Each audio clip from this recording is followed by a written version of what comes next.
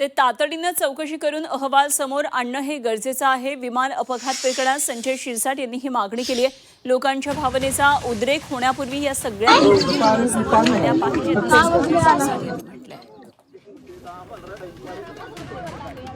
तर अजित पवार यांच्या विमान अपघातासंदर्भात अनेक संशय गेल्या काही दिवसांपासून सातत्यानं उपस्थित होत आहेत.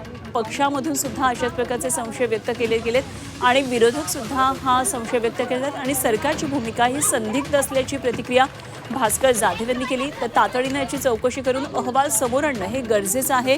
विमान अपघात प्रकरणामध्ये संजय शिरसाट यांनी सुद्धा मागणी केली आहे आणि लोकांच्या भावनांचा उद्रेक होण्यापूर्वी या सगळ्या गोष्टी लोकांसमोर आल्या पाहिजेत असं संजय शिरसाट यांनी म्हटलंय. तर इकडे मुरलीधर मोहोळ यांनी म्हटल्याप्रमाणे 28 फेब्रुवारीच्या आधीच या संदर्भातला संपूर्ण अहवाल येईल. त्यामुळे आता या सगळ्या मागण्यांनंतर जर अहवाल आता प्राथमिक येत असेल तर या अहवालामध्ये काय म्हटलं जातं ते बघणं अत्यंत महत्त्वाचं असेल. रोहित पवारांनी दिल्लीमध्ये काल जी पत्रकार परिषद घेतली त्याच्यामध्ये त्यांनी अनेक आरोप प्रत्यारोप केलेले आहेत. त्याच्याबद्दलचं खरं तर केंद्राने दखल घेतली असावीच.